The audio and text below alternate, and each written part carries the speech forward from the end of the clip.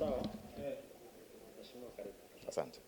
Jina langu ni Engineer John Zolotu, ni mkurugenzi wa umeme vijijini kutokea REA, na leo tuna furaha kubwa sana ya kuja hapa airport kuwapokea wenzetu ambao ni REA ya Zambia, Rural Electrification Authority kutoka Zambia.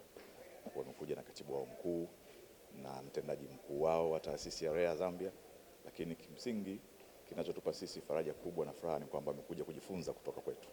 Yaani maana yake tumefanya mambo makubwa. Na kama mtakumbuka mwaka jana, mwaka 2025 tarehe 27 na 28 Januari tulikuwa na ujio mkubwa sana wa marais wa nchi 54 za Afrika ambao walifanya kikao Tanzania cha kujadili maendeleo ya nishati, ukiwa na maandiko. Kila nchi ilikuwa na National Energy Compact ambalo ni andiko liko limesheheni miradi ambayo inapaswa kutekelezwa ili kufikia malengo ambayo tumeweka, lakini pia tuko na Mission 300 kuhakikisha kwamba Watanzania milioni 300 wanafika na umeme kwa kipindi cha miaka 5. Sasa yote yalifanyikia Tanzania kwa sababu sisi Tanzania tulikuwa ni kinara kusambaza umeme vijijini, lakini pia kudili na mambo yote ya umeme, kuhakikisha kwamba tunatoa reliable supply ya umeme.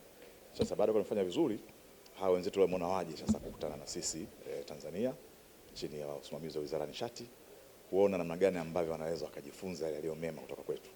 Tumefanyaje kufikia mafanikio haya, lakini kuna mbinu gani za ziada ambazo tunazitumia. Tulianza wao wakiwa tayari washaanza, lakini sasa hivi tuko kwenye nafasi ya juu kabisa ya usambazaji wa umeme. Kwa hiyo tutakaa nao kwa kipindi cha siku 7.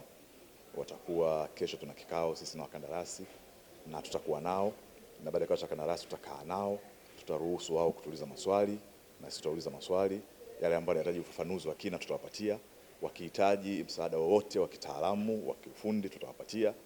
Lengo ni hao wenzetu tuende nao sambamba na wao wafikie kule ambako tumefikia sisi, na wao wajue zile mbinu ambazo sisi tunazo au tunazozitumia kwa kwamba tunapeleka umeme katika maeneo yote ambayo yanahitaji.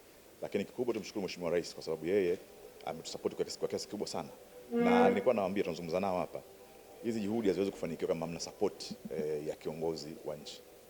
Hakuna support, maana political support kama haipo ni ngumu sana kufikia malengo ambayo tumeweka. Sisi ni wataalamu, tunaandaa miongozo, tunaandaa proposals, tunahitaji budget. Sasa kama una fedha, ukikosa support ya fedha, maana yake huwezi kutekeleza. Kwa hiyo kikubwa kwanza ni kuwa na support kubwa ya viongozi wa juu serikalini, lakini kuwa na usimamizi bora wa mipango ambayo umeipanga, na kuwa na ushirikiano mkubwa katika wizara na taasisi ambazo zinahusika na mambo haya. Kwa hayo yakitekelezeka, basi tuna uhakika watafanikiwa. Kwa hiyo tutaongea nao mambo mengi sana. Tumepitia wapi, tumefanya nini, ili wajifunze vizuri zaidi. Na ikiwezekana tutakwenda kupeleka site wakaone kazi ambazo zinafanyika, wakaone miradi ambayo tumeitekeleza kwa kutumia mbinu ambazo tunazo sisi hapa. Kwa hiyo kikubwa ni kwamba tunawakaribisha sana na tuko tayari kushirikiana nao na kushare yale yote ambayo ni mazuri.